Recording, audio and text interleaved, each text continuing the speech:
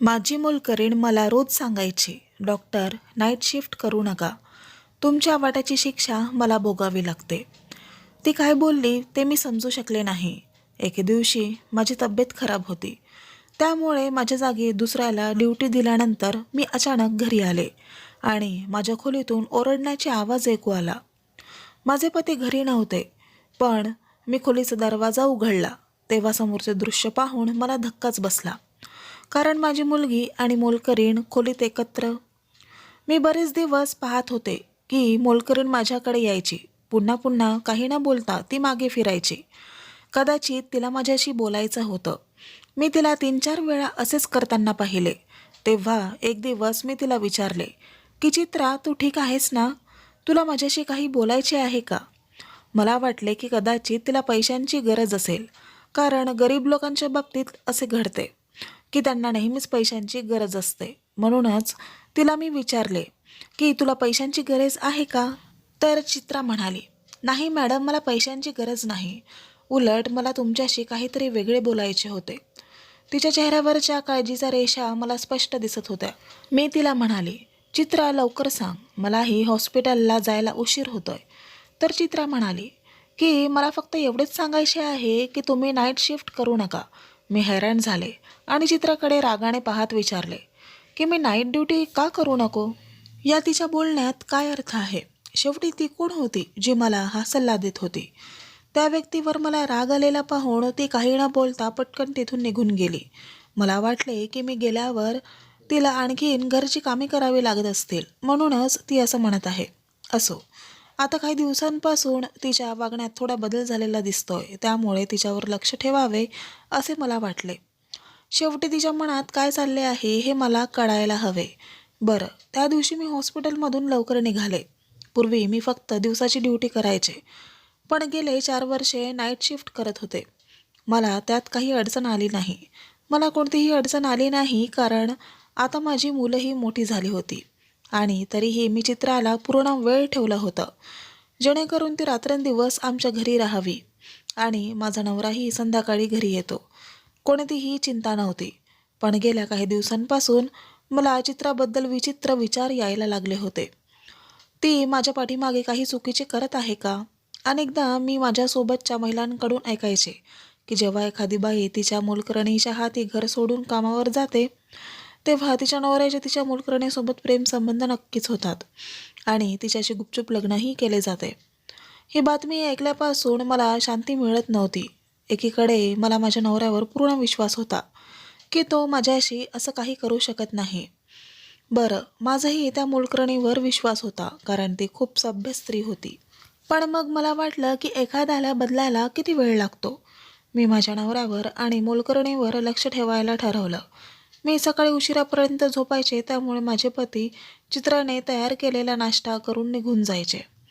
मला वाटले की मी स्वतः उठून त्यांचा नाश्ता बनवावा, पण रात्रभर ड्युटी करून एवढी दमून जायची की सकाळी 6 वाजता परत आल्यावर गाढ झोपी यायची आणि पुन्हा उठायचे नाही. मी 6 वाजता झोपायला जायची आणि दुपारी 2 वाजता उठायचे.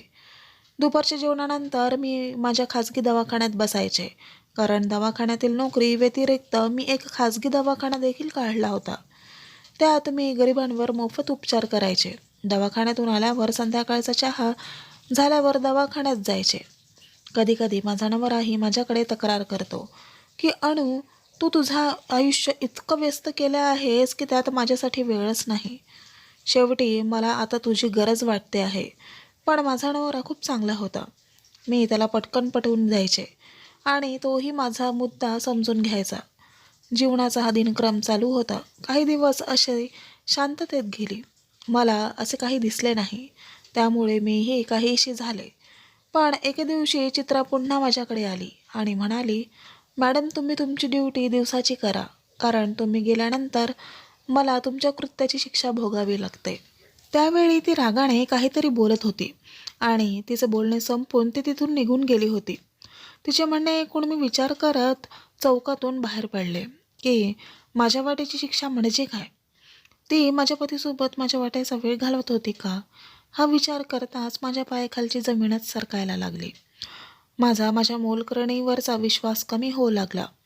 पण नंतर मला वाटले, नाही, असं नाही होऊ शकत. नाही, ती कदाचित एवढेच बोलत असेल. पण तरीही मी नाईट ड्युटीची शिफ्ट करू नये आणि दिवसाची ड्युटी करावी, यात तिच्या मागचा हेतू काय होता हे मला कळायला हवं. मी डॉक्टर होते आणि आयुष्यभर प्रामाणिकपणे काम केले.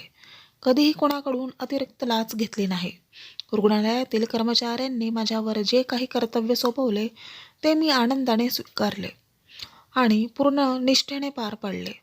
मी अजून नाईट शिफ्टबद्दल बोलले होते आणि नाईट ड्युटी करीन असे सांगितले होते. मला काही प्रॉब्लेम नाही आणि आता मी ते अचानक सोडू शकत नाही. माझे शब्द बिघडले असते. इतके वर्ष मी कठोर परिश्रम करत होते आणि कधीच माझ्या विचारांपासून मुक्त झाले नाहीत. संपूर्ण स्टाफला माझ्यावर खूप विश्वास होता. पण मला माझं घर असं तोडायचं नव्हतं. काहीतरी करायला हवे असे वाटले. चित्रा गेली 1 वर्ष माझ्या घरी काम करत होती आणि त्या काळात ना तिची माझ्याकडून काही तक्रार ना माझी तिच्याकडून काही तक्रार होती. ती एक विधवा स्त्री होती. तिला 2 मुले होती आणि त्यांना आधार देण्यासाठी ती माझ्या घरी काम करायची. मी तिला नोकरीच्या पहिल्या दिवशी सांगितले होते की तुला 24 तास इथे राहावे लागेल. तिच्या मुलांबद्दल काही टेन्शन नव्हते. ती तिच्या मुलांची काळजी घेण्यासाठी तिचे पालक होते. त्यांनी मुलांची काळजी घेतली आणि ते गावात राहत होते. ती आमच्या घरी एकटीच राहायची. तिला जो काही पगार मिळतो तो तिच्या मुलांना सांभाळण्यासाठी गावी पाठवत असे. मी तिला अनेकदा सांगितले होते की तुला हवे असल्यास तो तुझ्या मुलांनाही इथे बोलवू शकते. ते तुम्ही जिथे राहाल तिथे तुमची मुलंही राहतील. पण तिने नकार देण्याचे कारण काय होते हे मला माहीत नाही. मी तिच्यासोबत खूप छान वेळ घालवत होते. आजपर्यंत तिने कधीही तक्रार करण्याची संधी दिली नाही किंवा कुटुंबातील कोणत्याही सदस्याबद्दल तक्रार केली नाही. पण आता गेले काही दिवस तिच्या वागण्यात विचित्र बदल झाल्याचं माझ्या लक्षात येत होतं. प्रत्येक वेळी ती मला एकच सांगायची की मॅडम दिवसाची ड्युटी करावी आणि रात्री घरीच राहावे. मला काहीच समजत नव्हते. शेवटी रात्री घरी काय होते ज्यामुळे ती घाबरते आणि मलाही सांगते. एक दिवशी असे घडले की मी ड्युटीवर होते आणि अचानक एक नर्स माझ्याकडे आली आणि म्हणाली की एक बाई तुम्हाला भेटायला लांबून आली आहे. मी विचारले, कोणी पेशंट आहे का? कारण यावेळी माझी ड्युटी इमर्जन्सीची होती. त्यामुळे ती नर्स नाही म्हणू लागली. ती तुमची नातेवाईक आहे. यावेळी माझे कोणते नातेवाईक मला भेटायला येऊ शकतात? या विचाराने मी बाहेर पडले. मी बाहेर गेले तर समोर एक अनोळखी महिला उभी असलेली दिसली. मी आश्चर्याने तिच्याकडे पाहिले आणि विचारले, तू कोण आहेस आणि तुला मला का भेटायचं आहे? तर ती म्हणू लागली की तू डॉक्टर अणू आहेस का? मी म्हणाले, होय, मी डॉक्टर अणू आहे. माझे म्हणणे ऐकून तिने अचानक तिच्या मोबाईलचा कॅमेरा काढून माझा फोटो क्लिक केला आणि अचानक गायब झाली. मला काय झाले ते काही सेकंद समजलेच नाही आणि मला काहीतरी समजेल तोपर्यंत ती माझ्यापासून दूर गेली होती. मी पटकन तिच्या मागे धावली. मी तिला विचारू पण शकले नाही की तिने माझा फोटो का काढला आणि ती कोण आहे. पण ती वेगाने धावत माझ्यापासून दूर गेली होती. मी अस्वस्थ होऊन परत आले आणि विचार करू लागले, अरे देवा, मला काय होत आहे? ती महिला कोण होती आणि ती इथे का आली? मला कळत नाही का मला काही तर खूपच चुकीचं वाटत होतं. जणू काही वाईट घडणार आहे. यावेळेस ती मला इशारा देत होती की कदाचित माझ्या आयुष्यात काहीतरी खूप चुकीचे होणार आहे. मला माहिती होते की माझ्या कुटुंबाकडे आणि माझ्या पतीकडे खूप खूप दुर्लक्ष करत आहे. कारण रात्रीची ड्युटी खूप थकवणारी असते आणि मी सकाळी उशिरा उठायचे. मी उठायचे तोपर्यंत माझे पती ऑफिसला निघून जायचे आणि मी रात्री ड्युटीला जायची तेव्हा ते ऑफिसमधून येत असत. ते एक विचित्र जीवन बांधले होते. मी माझ्या पतीशी बराच वेळ बोलू शकले नाही. हे लक्षात येताच मी ताबडतोब माझा मोबाईल काढला आणि माझ्या पतीला फोन करू लागले. निदान फोनवर तरी बोलण्याचा विचार केला, पण माझा नवरा माझा फोन उचलत नव्हता. मग मी ऑफिसच्या नंबरवर फोन केला आणि त्यांच्या सेक्रेटरीने मला सांगितले की ते गेल्या अनेक दिवसांपासून ऑफिसमध्ये येत नाहीत. सेक्रेटरीने जे सांगितले ते ऐकून मला आश्चर्य वाटले. तो ऑफिसला जातोय की नाही हे मला कळत नव्हते. पण अडचण अशी होती की तो रोज ऑफिसला घरून निघायचा. मग तो असा कुठे जायचा? मी दुसऱ्या दिवशी सुट्टी घेईन असे वाटले. हे घरी सांगितल्यावर सगळ्यांना खूप आनंद झाला, विशेषतः माझी मोलकरीण चित्रा. हिच्या चेहऱ्यावर खऱ्या आनंदाचे भाव दिसत होते.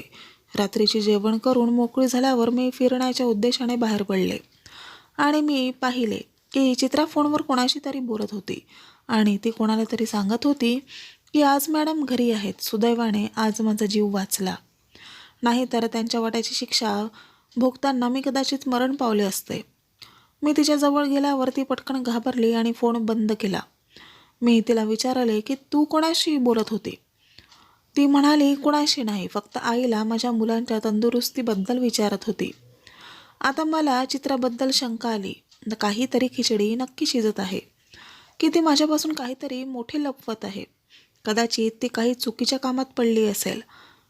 वाटलं आज घरीच राहून बघू इथे काय होतं, पण मला काही चुकीचे वाटले नाही. सर्वजण अगदी आरामात झोपले. माझ्या रजेबद्दल ऐकून माझ्या पतीला खूप आनंद झाला. तो म्हणाला, किती वेळ गेला, आम्हाला एकत्र वेळ घालवण्याची संधी मिळाली नाही. मी घर सोडल्यानंतर त्याचे आणि माझ्या मोलकरणीचे काही अफेअर होणे शक्य आहे का? माझे पती अमित तिच्यावर जबरदस्ती करत असावे म्हणूनच ती मला घरी राहण्यास सांगते. मला एक मुलगी आणि एक मुलगा होता. मुलगी कॉलेजमध्ये शिकत होती. मुलगा लहान होता आणि शाळेत जात होता. या घरात आम्ही चौघेच होतो आणि मला वाटले की इतक्या लोकांसाठी एकच मोलकरीण पुरेशी आहे. म्हणूनच मी चित्रा व्यतिरिक्त इतर कोणाला कामावर ठेवण्याचा विचार केला नाही आणि मी माझ्या घरच्यांना एक दोनदा विचारले की मी दुसरी मोलकरीण ठेवू की नको. तेव्हा सर्वांनी चित्राचे कौतुक केले आणि सांगितले की तिच्याबरोबर त्यांना काही अडचण नाही. तर काय गरज आहे की दुसरी मोलकरीण ठेवायची? मलाही दिलासा मिळाला. पण गेल्या काही दिवसापासून चित्रा आणि माझी मुलगी प्रिया एकमेकांसोबत अधिक प्रेमाने राहू लागल्याचे माझ्या लक्षात येत होते. ती कधी चित्राभोवती फिरत असे, कधी कमरेभोवती हात ठेवून उभी राहायची. हे पाहून मला खूप विचित्र वाटले. शेवटी ती चित्रावर इतकं प्रेम का करू लागली? मी पण पाहत होते की प्रिया चित्राच्या जवळ जाण्याचा प्रयत्न करायची, तिच्यावर प्रेम करण्याचा प्रयत्न करायची, पण चित्रा तिच्यापासून दूर पळायची. बरं, त्या दिवशी मी रात्रंदिवस घरातच राहिले. मी दवाखान्यातही गेले नव्हते किंवा दवाखान्यात बसले नव्हते. पण माझी मुलगी प्रिया चित्राच्या खूप जवळ जाण्याचा प्रयत्न करत होती. याशिवाय आता मला काही सामान्य वाटत नव्हते. ते पण नंतर कदाचित मी घरी राहत नाही या वस्तुस्थितीकडे दुर्लक्ष केले. घरी फक्त चित्रा असते. त्या चित्राबद्दल त्यांना मनापासून आपुलकी निर्माण झाली असावी आणि काही अडचण नव्हती. बरं, मी घरी जाऊन प्रयत्न केला. मला संशय येईल असे काही नव्हते, पण आता मला वाटलं चित्राचं नाटक कधी संपणार हेच कळत नाही. तिची ड्युटी सोडण्याचा विनाकारण हट्ट करताना दिसल्यावर मी असा विचार केला आणि माझ्या नित्यक्रमानुसार दुसऱ्या दिवशी पुन्हा माझी नाईट ड्युटी सुरू केली. 2 दिवसांनीच मी सकाळी लवकर उठले, कारण मला संध्याकाळी एका मैत्रिणीच्या वाढदिवसाच्या पार्टीला जायचे होते. म्हणून मी तिच्यासाठी गिफ्ट आणण्याचा विचार केला. असा विचार करत मी बाजारात गेली. तिथे मला एका ठिकाणी थांबावे लागले, कारण समोरचे दृश्य असे होते की माझे पती दवाखान्यात जात असल्याने मी दगड बनले होते. त्याला हॉस्पिटलमध्ये जाण्याची काय गरज होती? तो एकदम बरा होता. त्याला कोणतीही अडचण आली नाही. मीही त्याच्या मागे हॉस्पिटलमध्ये गेले. तो एका खोलीत गेल्याचे मी पाहिले. मी खिडकीतून आत डोकावून पाहिले तर तो एका महिलेला पैसे देत होता. ती बाई माझ्यासमोर पाठ करून असल्याने मी ओळखू शकले नाही. तिला पैसे देऊन आणि तिच्याशी हस्तांदोलन करून माझा नवरा पटकन बाहेर गेला. त्यानंतर महिलेने कोणाला तरी हाक मारली आणि काही वेळाने आलेल्या महिलेला पाहून मी डोळे मिसकावायला विसरले. मी माझे डोळे विस्तारून पाहत होते. जी बाई तिच्याकडे आली होती ती दुसरी तिसरी कोणी नसून चित्रा होती. त्या बाईने चित्राला काही पैसे दिले. चित्रा तिचे आभार मानून तिथून निघून गेली. हे सर्व काय आहे? मला काही समजत नाही. माझ्या पतीने प्रथम अनोळखी महिलेला पैसे दिले आणि नंतर त्या अनोळखी महिलेने माझ्या पतीने दिलेले काही पैसे चित्राला दिले. शेवटी हे सगळे प्रकरण काय होते? आणि जेव्हा त्या बाईने माझ्याकडे तोंड वळवले तेव्हा मी थक्क झाले. मी त्या बाईला कसं विसरणार? इतके दिवस उलटून गेले तरी तिचा चेहरा माझ्या मनात बसला होता. ही तीच बाई होती जिने त्या दिवशी माझा फोटो काढला होता आणि पळून गेली होती. तिचा माझ्या नवऱ्याशी काय संबंध? मला वाटले की मी जाऊन तिला विचारेल, पण त्यात दुसरा माणूस त्या बाईकडे आला. त्यांनी एकमेकांशी हस्तांदोलन केले आणि तिथून निघून गेले. हे सर्व बघून मला आता खात्री पटली की माझ्या विरोधात काहीतरी खोल कट रचले जात आहे आणि यावेळी माझे पती आणि माझी मोलकरीण चित्रा यांचाही सहभाग होता. मी ठरवलं होतं की आज मी दोघांनाही रंगेहात पकडेल. रात्री मी नाईट ड्युटीसाठी जाऊ लागले. तोपर्यंत माझा नवराही घरी आला होता आणि मला म्हणाला होता की मी पण तुझ्यासोबत निघतो. मला काही महत्त्वाच्या कामासाठी शहराबाहेर जावे लागेल. नवऱ्याचे म्हणणे ऐकून मला काळजी वाटू लागली की तोही घराबाहेर राहिला तर कसे पकडणार. पण मग मला वाटलं की काही हरकत नाही, आज नाही तर दुसऱ्या दिवशी मला सत्य कळेलच. दवाखान्यात सुद्धा मी माझ्या विचारातच हरवून गेले आणि माझ्या मनात नुसता स्फोट होऊ लागला. मला तीव्र डोकेदुखी होऊ लागली. सर्जन डॉक्टर राऊंडवर आले असता त्यांनी सांगितले की मला वाटते तुम्हाला नाईट ड्युटी करता येणार नाही, तुम्ही घरी जा. मला एवढ्या तीव्र वेदना होत होत्या की मलाही वाटले की मी आता इथे राहू शकत नाही, नाही तर माझी तब्येत आणखी बिघडेल. मी माझ्या जागी दुसऱ्या डॉक्टरला ड्युटी दिली आणि त्याला न सांगता घरी आले. आजच्या आधी कधीच मी रात्री अचानक घरी आले नाही.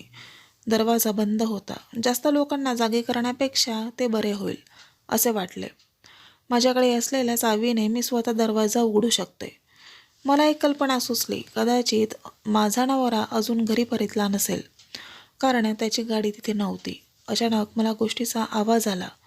जेव्हा मी शांतपणे माझ्या खोलीकडे जाऊ लागले, वरून आवाज येत होता. मी वरच्या मजल्यावर धावत गेले आणि माझ्या मुलीच्या खोलीतून वस्तूंचा आवाज येत असल्याचे दिसले. मी पुढे सरकले आणि दरवाजा उघडू लागले. लगेच दरवाजा उघडला. समोरचे दृश्य पाहून मी बेशुद्ध होऊ लागले कारण त्या दृश्याने मला रडायला लावले होते. माझी मुलगी माझ्या मोलकरणीला मारत असल्याचे मी पाहिले आणि तीही ओरडली. मी पटकन पुढे सरकले आणि चित्राला धरून बाहेर आणले आणि ती पण मला पाहून अस्वस्थ झाली. चित्रा पटकन मला पाहून माझ्या जवळ आली आणि माझ्या मागे लपली. ती म्हणाली की मी तुम्हाला रात्रीची शिफ्ट नको म्हणून सांगायचे कारण तुम्ही गेल्यावर माझ्यासोबत हेच घडते आणि ते आज नाही तर गेल्या अनेक महिन्यापासून होत आहे. माझ्या मुलीकडे रागाने बघत मी विचारले, चित्राला का मारतेस? शेवटी तिने काय केले आहे की तू तिला एवढे मारत आहेस? मग माझी मुलगी पुढे आली आणि मला जोरात धक्का दिला. ती म्हणाली, तू आमच्या आई आणि मुलींमध्ये बोलू नकोस. तुम्ही कोणीही असाल तर कृपया इथून निघून जा. तिची अवस्था विचित्र होत होती. मी रडलेल्या डोळ्यांनी माझ्या मुलीकडे पाहत होते. ती काय म्हणत होती? मी म्हणाले, काय म्हणतेस? मी तुझी आई आहे. ती तुझी आई नाही, ती भानावर आली नाही असे मला वाटले. दुसरीकडे चित्रा खूप घाबरली होती. दुसरीकडे प्रियाची प्रकृतीही बिघडू लागली होती. रागाच्या भारात तिने खोलीतील वस्तू इकडे तिकडे फेकण्यास सुरुवात केली. मला वाटले की ती स्वतःचे नुकसान करू शकते. मी माझ्यासोबत आणलेल्या पिशवीतून पटकन झोपेचे इंजेक्शन काढले आणि प्रियाला दिले. ती आता बेडवर पडून शांत झोपली होती. या सर्व परिस्थितीने मी स्तब्ध झाले होते. चित्रा घाबरून बाजूला उभी होती. मला समजत नव्हते की काय होत आहे. मी चित्राला विचारलं, हे सगळं काय आणि कधीपासून आणि तू मला का सांगितले नाहीस? तर चित्रा म्हणाली की तुम्ही माझ्यासोबत चला, मी तुम्हाला सर्व काही सांगते. मी माझ्या मुलीकडे पाहून काळजीत पडले. तिला काय झाले असेल? ती मला ओळखायला का नकार देत होती? चित्रा खोलीतून बाहेर आली आणि धावत खाली गेली, जसे की ती इथे एक मिनिटही राहिली की तिला ती पुन्हा मारेल. मी पण नाराज झाले आणि खाली आले आणि ती म्हणू लागली की तुम्ही जे काही बघितले आहे ते फक्त तुमच्यामुळेच झाले आहे. मी तुम्हाला नाईट शिफ्ट करू नका, रात्री घरी बसायला हवं असे कितीदा सांगितले, पण तुम्ही काही ऐकायला तयार नव्हत्या. शेवटच्या वेळी तुम्ही तुमच्या मुलांसोबत बसला होता आणि त्यांच्यावर प्रेम केले होते किंवा त्यांचे म्हणणे ऐकले होते, ते तुम्हाला आठवते का? तिचं बोलणं ऐकून मी क्षणभर शांत झाले कारण ती खरं बोलत होती. लहानपणापासूनच मला डॉक्टर बनण्याची खूप आवड होती. त्यामुळे अनेक अडचणींनंतर मी माझा हा छंद पूर्ण केला. माझे पती खूप छान होते आणि त्यांना माझ्या या छंदाची चांगली माहिती होती. म्हणूनच त्यांनी मला लग्नानंतरही शिक्षण घेण्यापासून रोखले नाही आणि मुले झाल्यानंतरही त्यांनी मला काम करू दिले आणि सुरुवातीपासूनच माझ्या मुलांचे पालनपोषण नोकरांनीच केले. मी पण माझ्या मुलांना वेळ देण्याचा पुरेपूर प्रयत्न केला, पण डॉक्टर असल्यामुळे खूप जबाबदाऱ्या होत्या. आणि माझा बराचसा वेळ हॉस्पिटलमध्ये गेला. पण असे अजूनही मी नेहमीच माझ्या मुलांना चांगले संगोपन आणि चांगले शिक्षण देण्याचा प्रयत्न केला. जरी मी त्यांना जास्त वेळ देऊ शकले नसेल, तरी याचा अर्थ असा नाही की मी त्यांच्याकडे लक्ष दिले नाही आणि त्यांच्यावर प्रेम केले नाही. अशा वागण्यामुळे प्रिया हळूहळू डिप्रेशनची शिकार होत असल्याचे चित्रा बोलू लागली. तिला तिच्या आईवडिलांच्या प्रेमाची नितांत गरज होती, जी तिला मिळत नव्हती, कारण तिच्या आईवडिलांकडे तिच्यासाठी वेळ नव्हता. पण ती लहान आहे. कॉलेजमध्ये वाईट संगतीत पडल्यामुळे ती वाईट सवयींची शिकार झाली. तिला आईच्या प्रेमाची गरज होती, जे तिला मिळत नव्हते. त्यामुळे ती खूप मानसिक आजारी पडली. मला मारून ती तिची आतील निराशा आणि राग बाहेर काढते. त्यावेळी तिला वाटतं की मी तिची आई आहे आणि ती माझी मुलगी आहे, कारण ती कधीच तुझ्याबद्दल तिरस्कार ठेवू शकली नाही. मी तुम्हाला काहीच सांगू शकली नाही, म्हणून ती मला तिची आई समजून तिचा राग माझ्यावर काढते. आणि जेव्हा सकाळ होते तेव्हा ती माझी फक्त माफी आणि माफी मागते. असे नाही तर मी तुम्हाला काही सांगू नये म्हणून खूप पैसेही देते. हो, मी गरीब आहे. मी एकटीच मुले आणि म्हाताऱ्या आईवडिलांचे पोट भरू शकते, जी रात्री मार खाऊन त्रासाने भरलेली असायची. जेव्हा तुमची मुलगी मला सकाळी पैसे द्यायची, तेव्हा मी काय त्रास सहन केला आहे हे विसरून जायचे. रात्री एकदा दिवसभरात जेव्हा प्रिया माझी माफी मागत होती आणि मला पैसे देऊ लागली होती, मग मी प्रियाला म्हणाले की प्रिया, तू माझ्यावर खूप क्रूर आहेस. मला तुझे पैसे नको आहेत. मी तुझ्याबद्दल सर्व काही तुझ्या आईला सांगेन. जेव्हा तुझी आई तुला मानसिक आश्रय देईल तेव्हा तुला कळेल. वेड्याचे नाव ऐकून प्रिया घाबरली आणि त्याच भीतीने ती मला धमकावू लागली की तू माझ्या आईला काही सांगितलेस तर मी तुझा जीव घेईल. आणि ती मानसिक रुग्ण होती. हळूहळू तिला वेडेपणा यायला लागला. त्यामुळे मी घाबरले आणि तुम्हाला काही सांगू शकले नाही. मी तुम्हाला सर्व काही उघडपणे सांगू शकत नाही, परंतु मी तुम्हाला घरी राहण्यास सांगितले. मी चित्राला विचारलं, चित्रा, हे सगळं कधीपासून होत आहे? चित्रा मला म्हणाली, मॅडम, हे गेले 1 वर्षापासून चालू आहे. प्रियाचे माझ्याशी असले वागणे काही डोळ्यात पाणी आणते. तर कधी ती लाड आणि प्रेम दाखवते, ती कधी माझ्याजवळ हट्ट करते, कधी तिचा सगळा राग माझ्यावर काढते, तर कधी रात्रभर तिचा आवडता पदार्थ बनवून माझ्या हातून खाण्याचा हट्ट करते. मुलीला तिच्या आईकडून हवे ते सर्व ती मला तिच्या आई असल्याचे भासते. आई तिच्या मुलाला जे सुख देते ते सर्व मी तिला देते. आणि जेव्हा मी तिचा हट्ट पूर्ण करण्यास नकार देते तेव्हा ती रागाने वेडी होऊन मला मारहाण करते. चित्राचे बोलणे ऐकून मला सर्व काही समजले की चित्रा का म्हणायची की मॅडम, तुमच्या वाटेची शिक्षा मला भोगावी लागणार आहे, कारण कदाचित तो सगळा राग माझ्यासाठी होता, जी ती माझी मुलगी चित्रावर काढायला लागते. माझ्या मुलांसोबत हे सर्व घडत असले याची मला कल्पनाही करू शकत नव्हते. पण जिने माझा फोटो काढला होता आणि हे सर्व चित्राशिवाय कोणीही सांगू शकत नव्हते. त्या व्यक्तीला भेटण्यासाठी त्या दिवशी माझ्या नवऱ्याचा काय प्लॅन होता? मी लगेच तिला विचारले आणि ती म्हणाली, मॅडम, तुम्ही माझे काही ऐकायला तयार नव्हते, म्हणून मी तुमच्या मुलीची अवस्था तुमच्या नवऱ्याला सांगितली. त्यांनी डॉक्टरांशी बोलून तिला मुलीची संपूर्ण स्थिती सांगितली. मी डॉक्टरांना विनंती केली की माझ्या मुलीला कसे तरी बरे करावे. तुमच्या पतीला तुम्हाला या संपूर्ण प्रकरणाची माहिती मिळावी असे वाटत नव्हते. आणि तुम्हाला अपराधी वाटलेली ती बाई, तिने मनसोपचार तज्ज्ञ होती. तुमच्या पतीने मनसोपचार तज्ज्ञांना हात जोडून विनंती केली होती की त्यांच्या पत्नीला काही कळू नये. ती एक डॉक्टर असून रात्रंदिवस लोकांची सेवा करते. माझ्या पत्नीला हे सर्व कळण्यापूर्वी माझी मुलगी बरी व्हावी अशी त्यांची इच्छा होती, असे तुमच्या मिस्टरांनी सांगितले. त्या डॉक्टरने तुमच्या हॉस्पिटलचा पत्ता घेतला आणि त्या दिवशीही तुमचा नवरा डॉक्टरला त्यांची फी देत होता. मी डॉक्टरांना मदत करायचे. जेव्हा ती मला तिच्या दवाखान्यात बोलवायची तेव्हा मी जायचे आणि ती मला तुमच्या मुलींबद्दल प्रश्न विचारायची. म्हणून त्या दिवशी तिने मला काही पैसेही दिले. त्या दिवशी तुम्ही आम्हाला पाहिले असेल. एके दिवशी त्या डॉक्टरांनी मला सांगितले की मी तुझ्या मालकिणीचे काही फोटो काढले आहेत. मी आश्चर्यचकित झाले की मी डॉक्टरांना विचारले की त्यांनी माझ्या मालकिणीचे फोटो का काढले आहेत. तर ते डॉक्टर म्हणाले, कारण मला तुमच्या मालकिणीला संशय द्यायचा होता. आता तिला शंका आल्याने ती आता तिच्या घरावर आणि मुलांवरही लक्ष केंद्रित करणार आहे.